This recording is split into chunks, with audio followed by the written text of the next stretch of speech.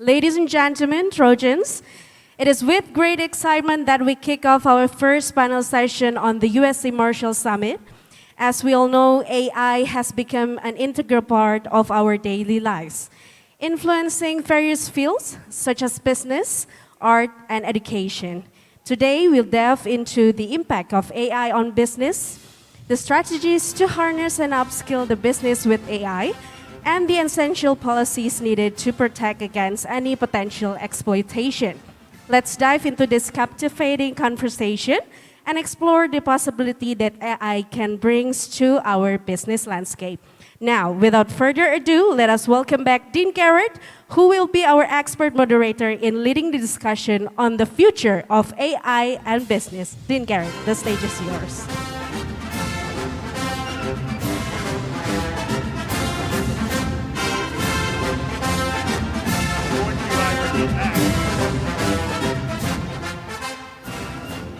I would be back. Is my microphone on? My microphone is on. I warned you I'd be back. I think it's entirely appropriate that we begin. Is that good? That we begin this event with a focus on AI and business. You know, the launch of ChatGPT before the end of 2022 was obviously extraordinary. 100 million people becoming active users within a week. We'd never seen anything like that.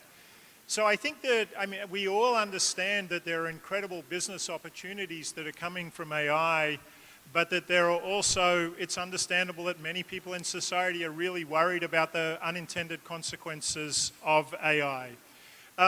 So much so that the president of USC, President Carol Folt, has taken to, when she talks about AI, to quote the movie that won Best Picture at the Academy Awards last year in the US, everything, everywhere, all at once. That's what AI is these days. And no surprise that AI is at the center of what Carol is calling moonshots for the university. Big initiatives at USC, and one of them is called Frontiers of Computing. AI is central to it, and the Marshall School is central to the AI initiative. We have an entire academic department of data scientists at the business school. We have now our largest graduate program is called MS in Business Analytics.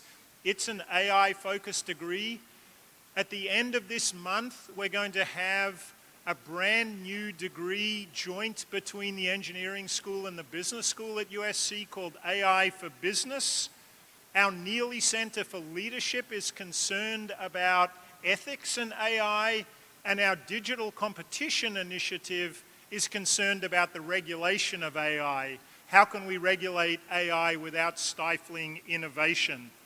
So given all of those priorities that we have on the ground in Los Angeles, I was so pleased that the ALSI team decided to dedicate this session to AI and business.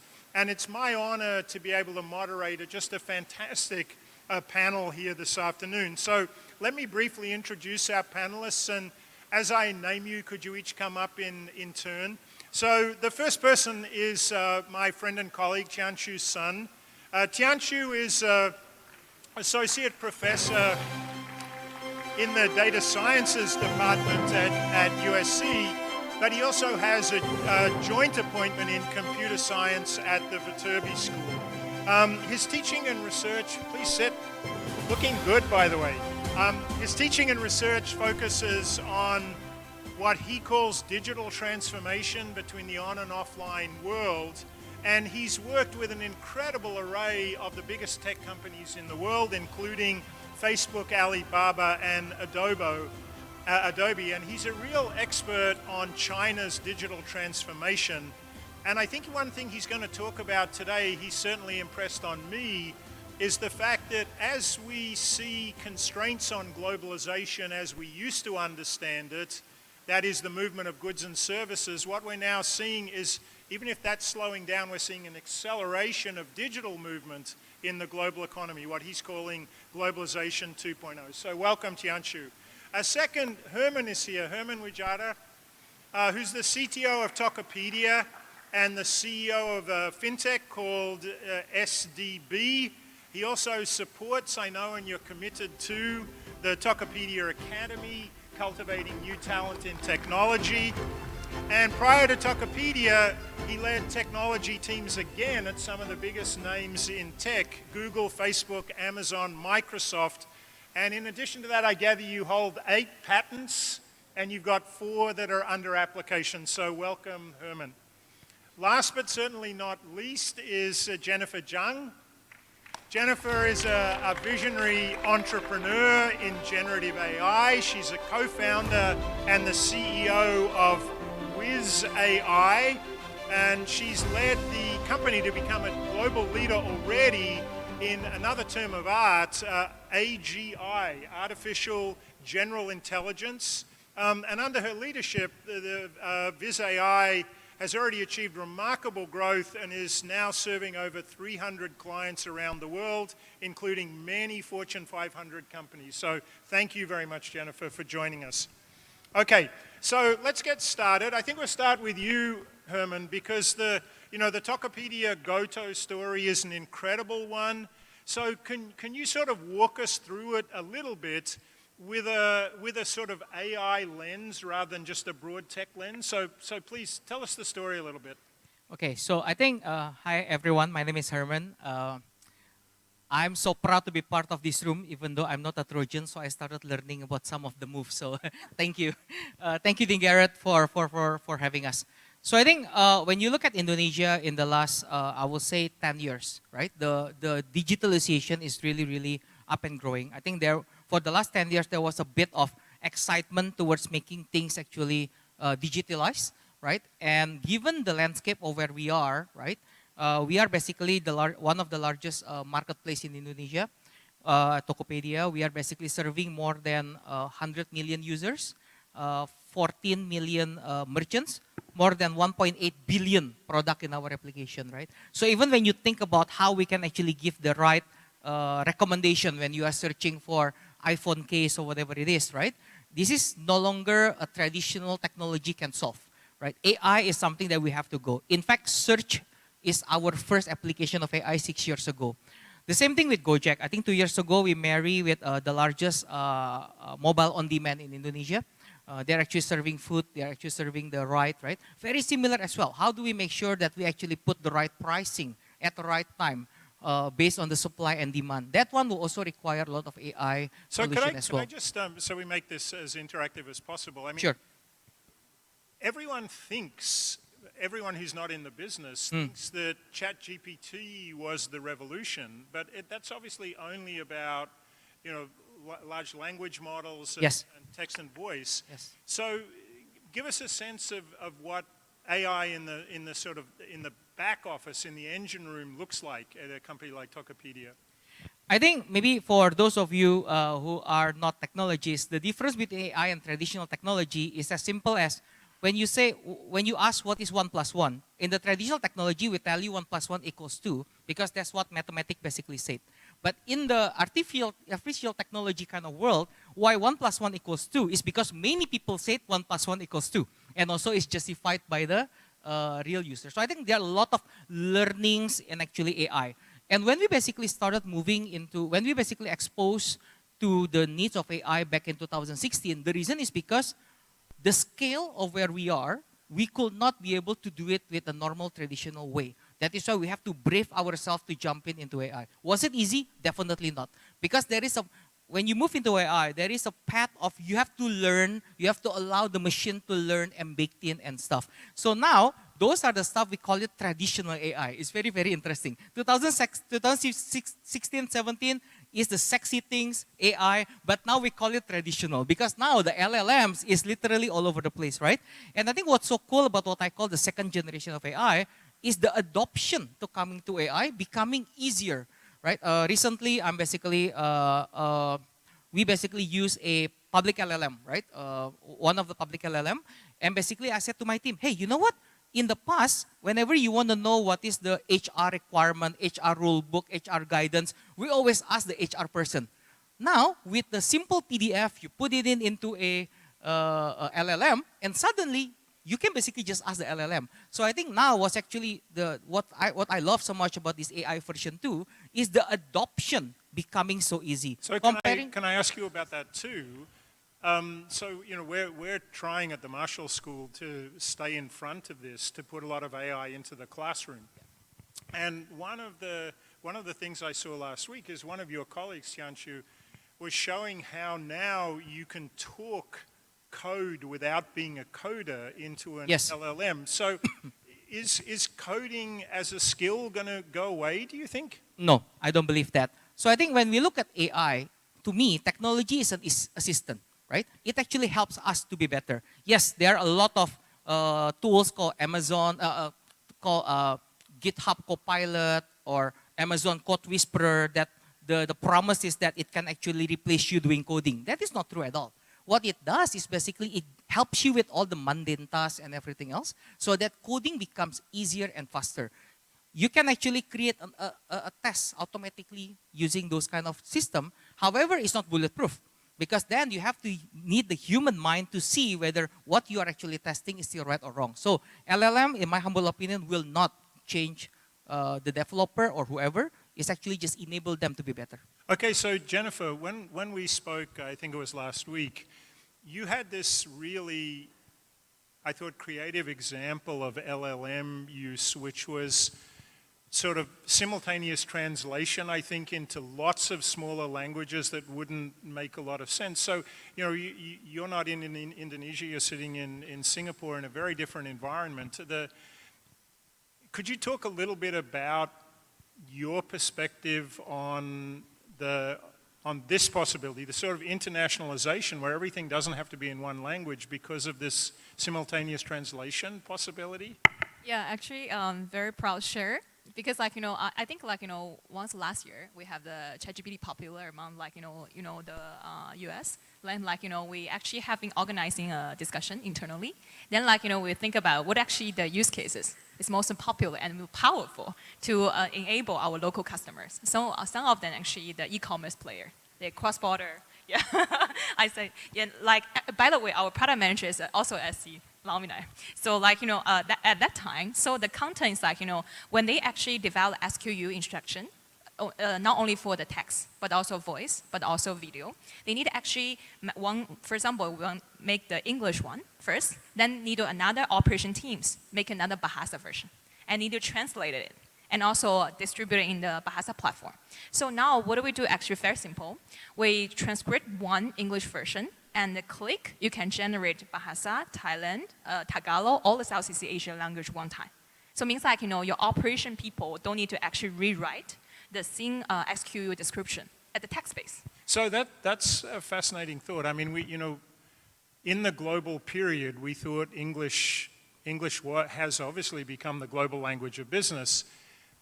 There's a possibility with AI now that won't be the case, that smaller countries, smaller languages will be able to retain their distinctiveness without a loss of efficiency. You think that's realistic? I think we are into the two phase. So number one is really you still have operation people, but with current efficient tool, you can generate one time with multiple language. And second one is what do we see is how to enhance it and polish it with a more localized tones. So that part is still actually under the control of the operators. I think that's also come to Herman's point. You can generate 1,000 million lines code one time, but there is maybe solution arc will jump in and products will jump in, say whether it's actually efficient code or not. Yeah. Yeah, and certainly when I was listening to both of you, I mean the abiding perspective I have is that AI is just going to dramatically increase the efficiency of people who are already very productive. And of course that has potentially big macro employment consequences. Maybe we can return to that. But the second question I wanted to ask you is about the environment in Singapore. Singapore is clearly trying to become a big digital capital. There's a lot of foreign investment, a lot of people moving from China, tech companies, etc. Why do you want to be in Singapore? Is it quality of life? Is it regulatory environment? Is it the capital? Can you talk a little bit about it? I think like, I can retreat back what do we do at the beginning. So like building with AI. So like, I think 5 years ago, we select like, where's the headquarters. Then like, we realized there was very interesting parts like, we landed Singapore as a first stop to building our enterprise products.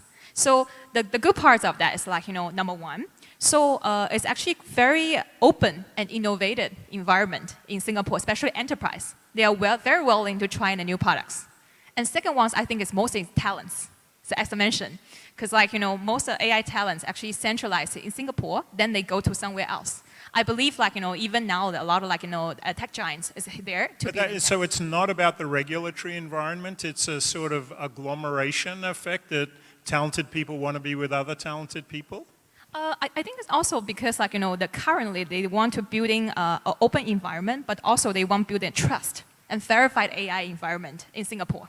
That before, like for the past 5 years, they have the platform, and actually if you're an AI company, you can actually verify it and be there, then you can adapt to other regions. So that's actually something they push. Now I think this coming to another topic, like how can we making a very more compliance AI environment into the countries? Yeah. Okay, so Tianshu, let's go to you. I mean, you've influenced me on two thoughts. Digital transformation is everywhere and globalization isn't dead. You've been spending a lot of time in China, you know the big Chinese players. What's your perspective? Yeah, I think, Jeff, I think we have talked a lot about those two trends, digital transformation and globalization. And I think both trends are converging, and I call it global digital transformation, which is the globalization 2.0. Like, I have this point that physical goes national while digital still goes global. And while you can see all the like manufacturing, supply chain are going back to the within the national border, the like cloud computing, the generative AI, the big data, the Web3, the like virtual reality and augmented reality are still kind of going global virally. If you look at the adoption of ChatGPT, if you look at the Web3, if you look at the cloud computing, it's all in that pattern. And I think this pattern this global digital transformation pattern will still continue. And just follow up on your previous two questions to Herman and Jennifer. And I think that currently there's a democratization of AI. And I think that's very important. Not only kind of break the boundary of language, but also break the boundary of kind of professional expertise. Let's say like in the past, I teach a class at Marshall called Essentials and Digital Frontier of Big Data, DSO 428. I need to teach a lot of SQL database language. Now, if you look at Power BI by Microsoft, you can just use natural language to program, right? And you can also use like Indonesian language to talk with like people in other parts of RCEP. And I think that power of global transformation and that power of democratization of AI is like really beneficial and really valuable to the globalization. So can I ask you, that's really helpful. Can I ask you a little bit about China? Sure. So, you know, Alibaba, Tencent, Baidu came up in a very different era. Then we had, you know, restrictions and slowdown in the tech sector. Is there I know you know Alibaba very well, is there an AI version of Alibaba? What's that going to look like? Yeah, very good question. I think I think there are opportunities for the like new startups, new companies to emerge in this era of generative AI in two ways. The first way is on the consumer side. I think there will be new types of search engine or like virtual assistant in all types of industry. And so Robin Lee in Baidu, right? He's yeah, it's like new type of Baidu. He's really good at he's been thinking about this for a long time. Exactly, Robin. But I think there might be new type of virtual assistant, let's say in the area of healthcare, in the area of like travel. You can just talk to the chatbot, and the chatbot will kind of retrieve all related information to you. And that might kind of be a new company rather than Baidu. So in the US, obviously right now, the two biggest players in AI are not new. They're not startups. Yeah. They're Microsoft and Google. But OpenAI is doing pretty well. Yeah, but do you think that'll be true in China too? That I think the war chest is so big Yeah. for the big Oh, players. very, very good question, and I think that's a very good strategy question. I think there are some opportunities for new startup to emerge on the consumer side, but the majority of benefits of generative AI would be appropriated by those existing kind of big players, incumbents like WeChat, like Taobao, like Baidu. But I'm optimistic that some new virtual system will emerge and will doing well. But on the enterprise side, I think there are also very big opportunities. And I think for Indonesia, I think a big opportunity is for the talents and companies on the consumer side, like Tokopedia, like Gojek, like Dana, and all type of company, to empower their digital capability on traditional sectors, like energy, like natural resource, and so on and so forth. And in China, we already see that type of trends in cloud computing, right? Digital transformation of agriculture, digital transformation of manufacturing. And the magnitude of impact, AI impact on the traditional sector could be like 10th of the magnitude of pure consumer sector. And I think that type of combination could be also very beneficial and could empower some, like the new type of inclusive growth. Yeah. Okay, so we've got lots of people in the audience. I want to start engaging you now and pivot the conversation on the stage with a show of hands question. How many of you are interested in the business opportunities that AI might generate? Big hands up, I can't see them otherwise.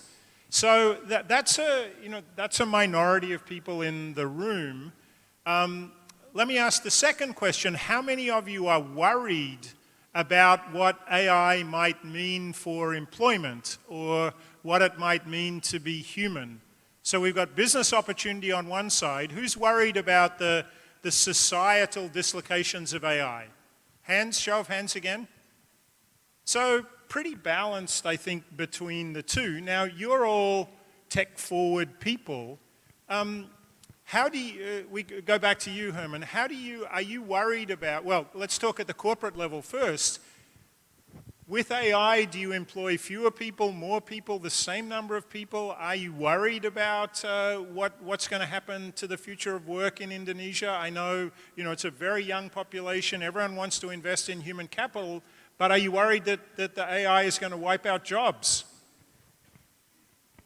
I think, first of all, we should really look at, sometimes we are actually looking at AI as if it's a new business or a new industry. For me, AI is a technology. It's a technology that enables something. Sometimes it's very interesting that people want to put AI and find a sexy, industry, right? But truthfully speaking, I think we can put AI in every industry. AI is going to supercharge and helps your whatever that you want to do in a more productive and effective way. I'll give an example. Say, for example, as I mentioned before, we basically a marketplace that actually connects hundreds of millions of users with different persona, different stage of life and everything else. We are connecting as well with 1.8 billion product in our ecosystem, right? Then when you say, for example, when you try to find the word, for example, iPhone, for example, right? How do we make sure that we actually connected correctly? In the traditional technology, if I go back to my CS 101 back in 1998, no such thing as AI. It's all about how do you create a matching system and everything, indexing and everything. That will not work anymore. Let's take it a bit further, right? Imagine that after I already purchased an iPhone. Imagine that after I look at an iPhone, I browse it around, going back and forth. After 5 minutes, turn out to be Herman is not really, converting on iPhone. Then isn't it amazing if the system will understand a bit?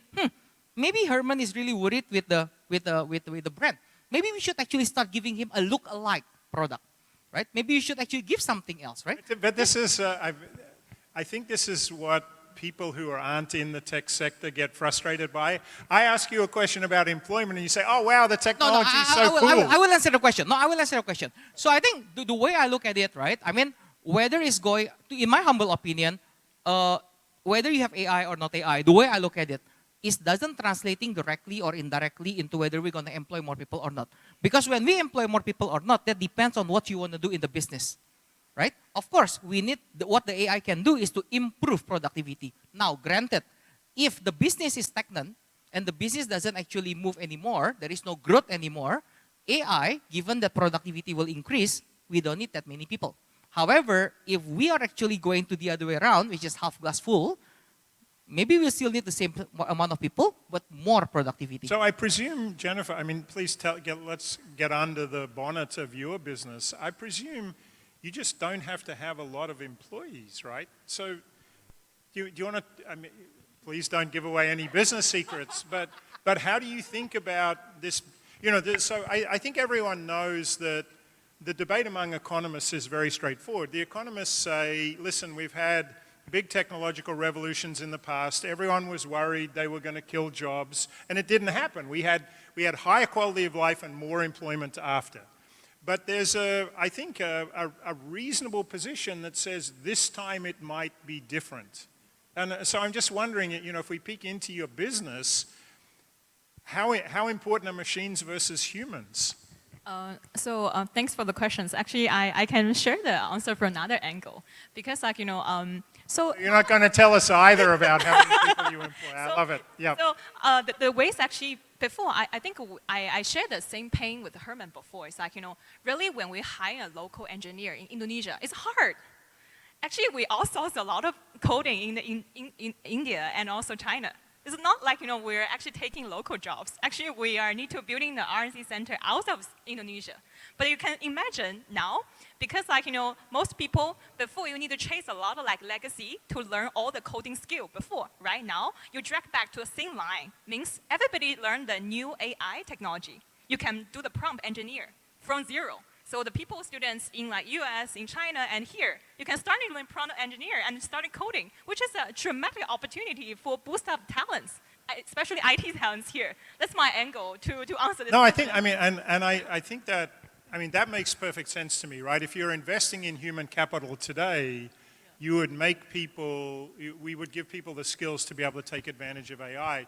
But the point you made about BPO, back office stuff, is so interesting to me. You know, I was in India recently, and I kept getting asked all these AI questions, and I didn't really get where the questions were coming from until I realized that in India, people are worried that the entire BPO industry is just going to get wiped out. Maybe in a country like Indonesia, you can leap over that phase, right, and go straight to the technology phase. Yeah, exactly. That's actually our perspective now. Yeah. And so, Tianshu, let me bring the additional question about what a government's going to do about AI, right? So in the US now, all the big tech companies go to Washington and they hold hands and they say, yes, we're going to regulate AI. I know this is happening in China. My concern would be that the regulation is really going to stifle innovation. So do you think, I mean, how do you think about that balance between sort of appropriate societal regulation and letting the innovators innovate? And what's the perspective in China? I know that, you know, on the one hand, the Chinese government wants to be at the tech forefront. On the other hand, they're talking a lot of regulation about AI. Yeah, so I think this new generation of generative AI is different. I think it's not only, I call the nature of this generative AI technology is both productivity gain and also disruption of the kind of ecosystem, how information, how service, how goods are connected to the consumers. And it is also trained on certain like database, the LLM are also trained on certain data, right? So in some way, it has its own ideology based on the type of data you put in. Certainly, you know, that was a really interesting, the stories are coming out now about ChatGPT that say that there was a lot of experimentation in the background when... About what data to put in? Well, no, but what the model produced, it was producing a lot of antisocial stuff that had to be weeded out exactly of the model. Exactly, and that's the, back to your question, that's kind of some of the key consideration behind the regulation. So any consumer-facing generative AI technology are heavily looked into because of that type of consequence. And I think the other consideration behind generative AI is really to employment, as you mentioned. And but I think the question is really how to foster such innovation ecosystem of generative AI with the consideration of both security risk and also the employment consequence. And I see both US and China are kind of carefully kind of testing water and navigating that. But I think it will still be at least 6 months or more to see how it will unfold. But we can see, and I think it will be unfold through some kind of licensed entry, meaning some companies will get the green light first, let's say Baidu, or like Taobao, or a few of them. Then they would test water, and then would see more and more, like more and more startups getting licensed under this. But I think the overall, the positive benefits of generative AI will far outweigh the negative consequence because of the productivity gain, right? And back to your employment question, I think human will still be the architect. I concur with Herman's comments. And I think it is the education that requires more innovation, more transformation to focus on the creative spirit of human, right? Instead of like in Indonesia, in Asian, in China, I think a lot of the education is focused on help students answer the question right. But I think the education should move towards more and more towards how to ask the right question, right? So you need to like, I think that is the impact of generative AI. I mean, so that's a fascinating one for anybody who's in education at the moment. Do we try to sort of hold back the dam and have people do essays and exams in blue books, or do we make them super users, right? And I think we're all going to move in the super user direction. And certainly for a place like Marshall, I think it's a real comparative advantage for us. We've talked up here for a while. I know people have been sitting for a long time. Do we have mics in the room? I wonder if anyone has questions for our panelists. Hard for me to see. Do we have do we have a mic, or should somebody shout out a question? Is anyone old enough to remember Phil Donahue? I could sprint down Hosoto and give you the mic. Let me do that. So about 10 years ago, there were books that were written about who is going to win the AI leads. Is it China or is it America? What is your comment on that? Could you repeat the question? Who's going to win? Is China going to win, or is the US going to win, or somebody else? Are emerging markets going to win? I think my short answer, my very neutral and official answer is they are different, and it will complement each other. This is such a political everyone is no, so seriously. diplomatic. Let me elaborate, because I'm actually writing a piece on this.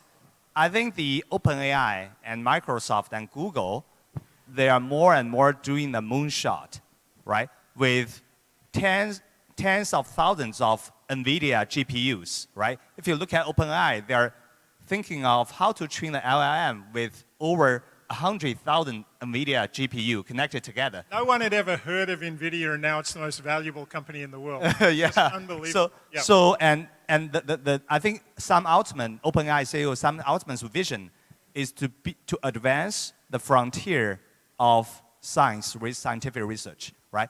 Make LLM not only writing emails, writing like TikTok, making TikTok videos, like writing all those things, but really advance physics, material science, medical, healthcare, right?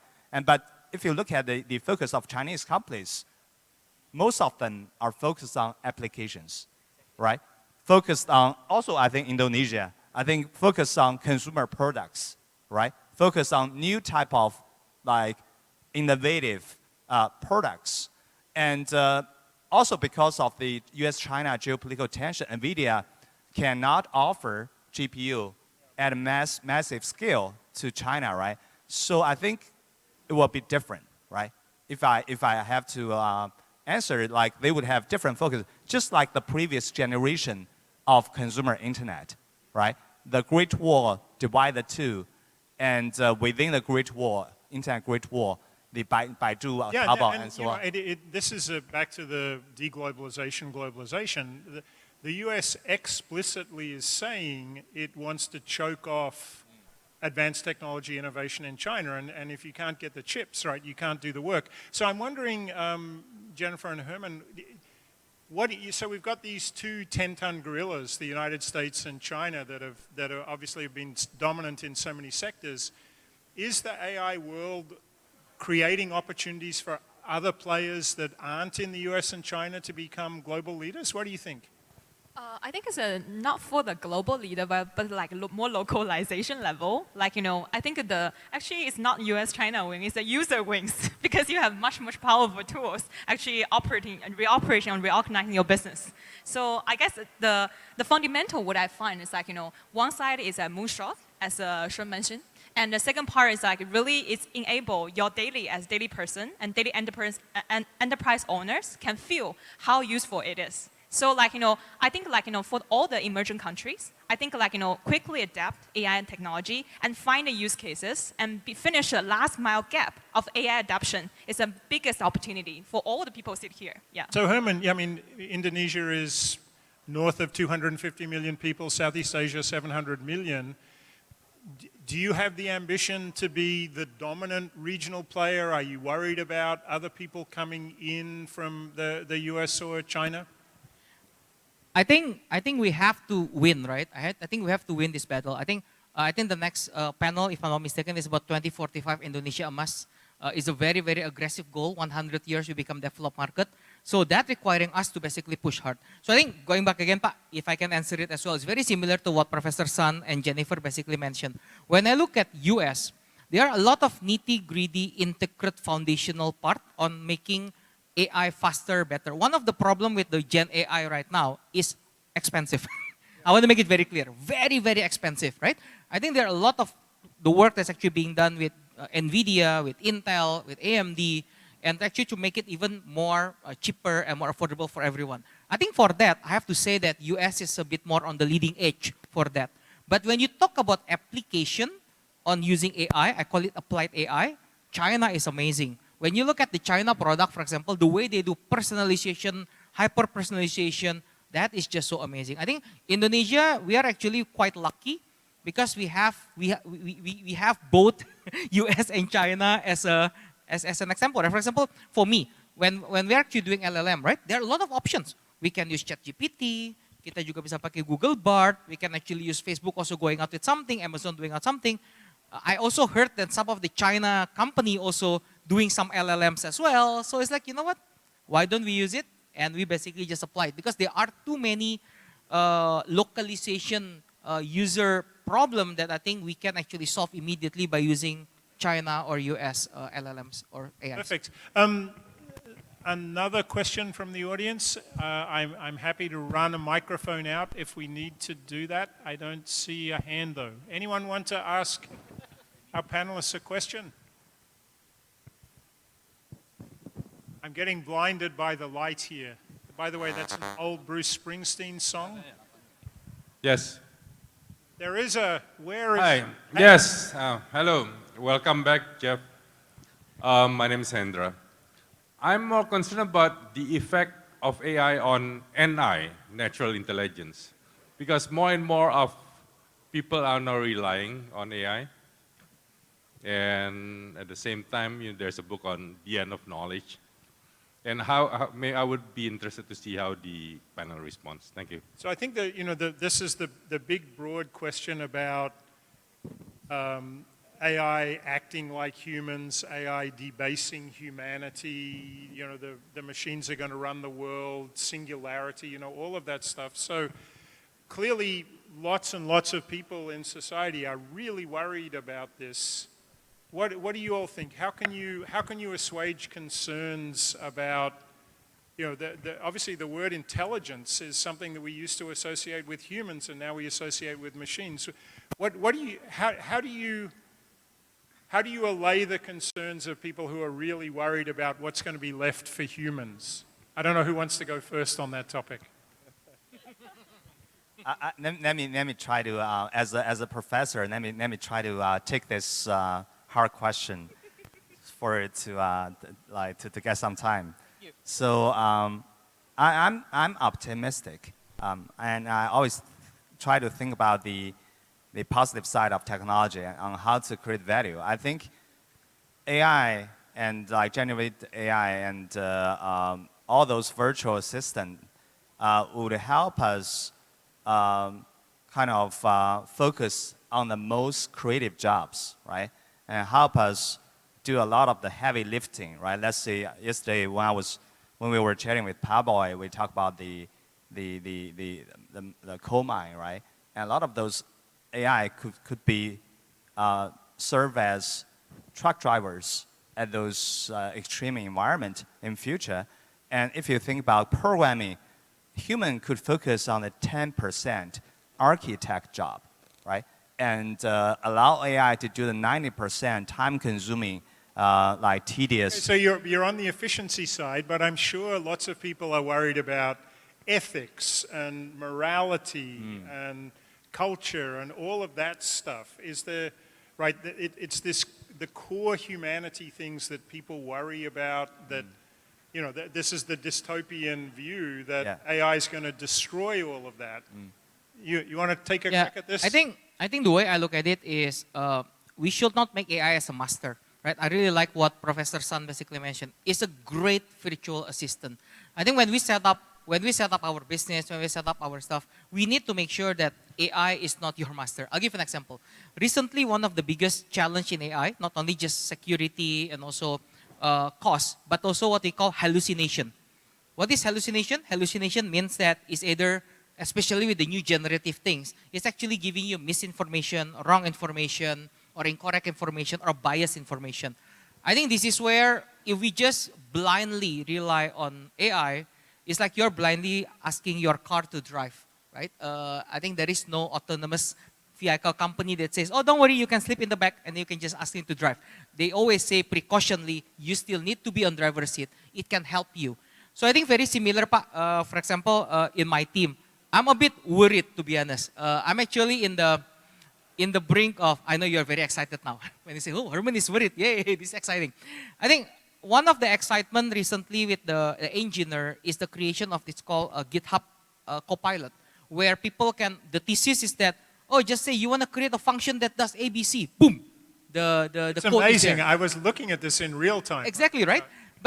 But truthfully speaking, when we are actually doing the POCs and everything else, it's not as glorious and glamorous as that. There are a lot of mistakes here and there. Complex integration, it will not understand. Small localization does. Gitu. But one of my biggest worry is how do I make sure that when I give it to my engineers, they are not becoming too dependent, aka, for the lack of better terms, lazy. Because if that is the case, then we are doomed, right? But imagine that, like what Professor Sun said, if we can actually use those tools to do 80, 70% of the mundane tasks, and then you are still there to look at it doesn't wired like this, is better like this, or that. I think that is the perfect thing. Yeah. I think AI can make human more human, right? Just makes human do what we should do, right? That's my point. And I'm with you. By the way, I'm on the optimist side of this equation, but I understand people who are worried. Yeah. I think we have time for one more question. I don't know where the mic has moved. Is there anyone who would like to bring a new topic to the panel? Or is it time for us to have a break? Would you like me to run a mic to you? Yeah. There's one coming from behind. Yeah, I just want to ask you, for the company that want to implement... Can you hold the mic a little closer to your mouth? Okay. Can you hear me? Yeah. Okay, I just want to ask you, for the company that want to apply AI in their business, what will be your suggestion for them to start with? And what kind of people that are needed to implement an AI strategy in terms of their background of education or experiences? Oh, recently I pick a lot of questions like that. Yeah, so I think there is two things you can suggest. One I will suggest from the use case, simple, easy use cases. I heard Herman actually starting from building the LM from the HR policy, procedures. I think you can split out some of the productivity questions first. Then you can actually lock down some of the scenario and scope to try AI. So you can see how the starting with. And second one, the question really come to how your after you have one things, who gonna be a driver in your company to monitor and the whole projects. I think currently you can go with your current we call it subject expertise in your company, which is actually business owner. We can actually starting with that, but later we'll bring more I think we can start and train some people from the IT or technology background, drive into them to understand product better. Then you can setting a whole AI strategy from different department and different use cases. Yeah. Yeah, mungkin add a bit from Jennifer. An area that is quite mundane and quite repetitive and regular, in which that normally if we rely on human, sometimes there are a lot of human mistake, human error here and there. This is where the power of technology can do, because it actually can do the scaling. So the HR part definitely, so instead of asking HR, then you can basically ask basic HR rule book to someone, right? Another things for example, hey, how do you sell stuff at Tokopedia, right? Can I sell this? Can I sell that? Normally you have to go to a certain location and look at the rule book. Those kind of things that you can, those mundane regular tasks that is very common. Of course, what you're calling mundane, we used to call being an accountant or being a lawyer. So there are certainly a lot of white-collar right? So it's two sides of this. On the one hand, it's great. You don't need the accountant or the lawyer anymore. But it will not replace fully. It will not replace fully. It will make the account payable team better, more effective, more relevant. So I think everyone's been very politely sitting here for a couple of hours now. According to my clock, we're at the end of this session, and I think we're going to have the next panel in about 15 minutes. Could you join me in thanking our panelists for this great session on AI?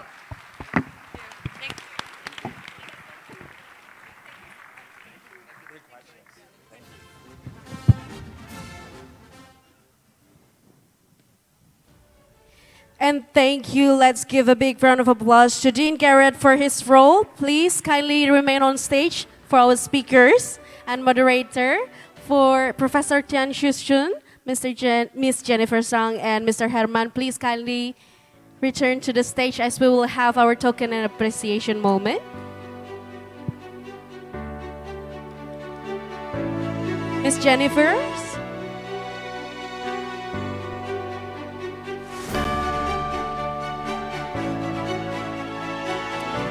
We kindly request our speaker and Dean to remain on stage. Now we invite Brian Lee, Chris Wadwani, and Tanner Thompson to join us on stage to present the token of appreciation to our moderator and speaker.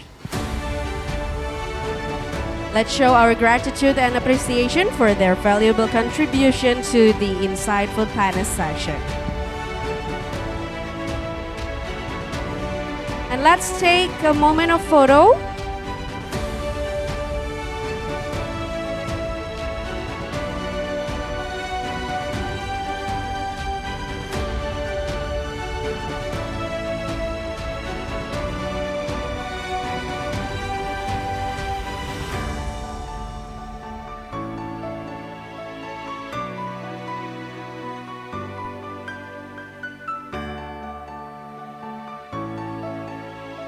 Dean Garrett, please remain on stage after this, where we will continue guiding us for our second panel discussion.